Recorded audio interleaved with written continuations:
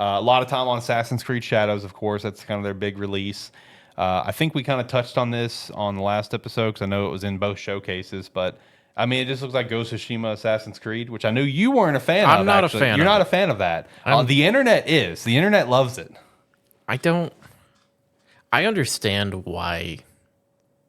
I understand why you would want to do something like that because it's like, especially for Assassin's Creed, having two, like, the two characters, two ways to play the game, kind of.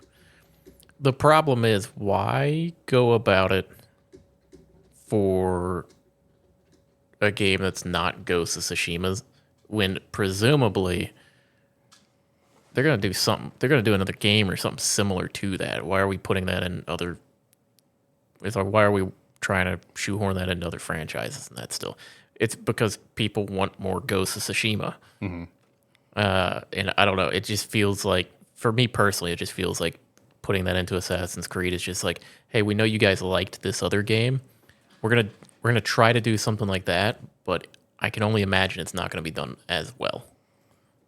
I can only assume so because, hey, great example. Came out in March. I still really want to play the game.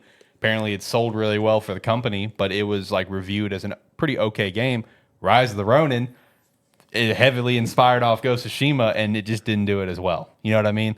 It's we're in a really weird time of gaming where we're seeing all these different games come out that are inspired by other games. It was like the Breath of the Wild effect that we've talked about, and that right now we're seeing the Overwatch effect where we have a bunch of hero shooters coming out, and now we have the Ghost of Tsushima effect where we have a bunch of games that look like Ghost of Tsushima coming out.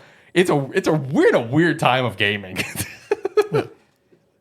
I don't know. Again, my whole thing with the Ghost of Tsushima thing is that was all built into the story of like how you played your character, Right.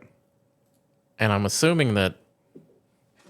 Granted, I didn't really see it. Is the Assassin's Creed one? Is it just two different characters? Yeah, it'll be two That different characters. varying how you their skill sets are different. Yep. That's the part that I don't like about it.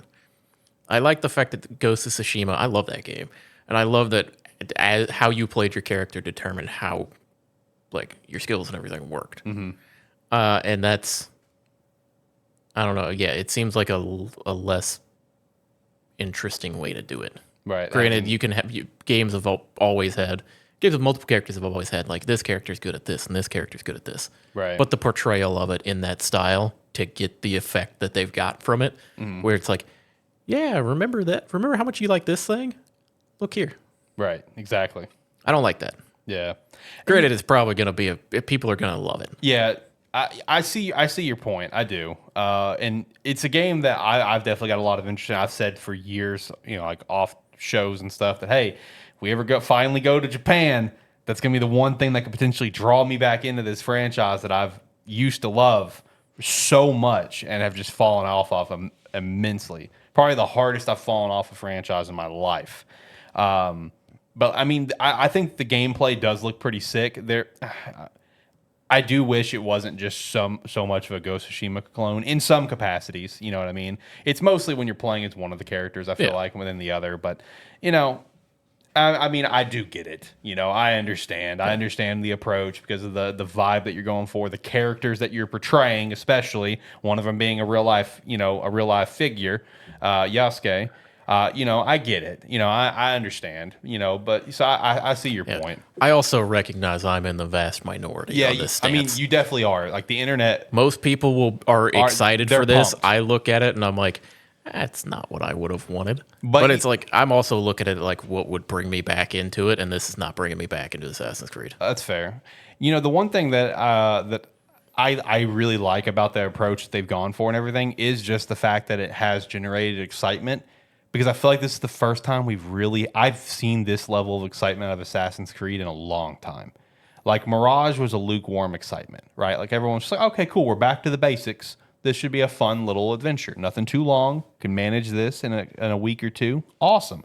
Valhalla, there was excitement, but there was also still those diehard Assassin's Creed fans where it's like, oh man, another one of these massive games. Valhalla was also the opposite effect of this, where it had no excitement going into it. And it was the week of release that everyone was excited about it. Because then they played it and they went, holy shit. Right. Which then when I mean, granted, it didn't feel at all like an Assassin's Creed No. game No. playing it, but None of it those felt really like do. it felt like a fantastic game to play. Odyssey and Valhalla both don't really feel like Assassin's Creed games. Origins kind of does to a very small extent, but Odyssey and Valhalla does not.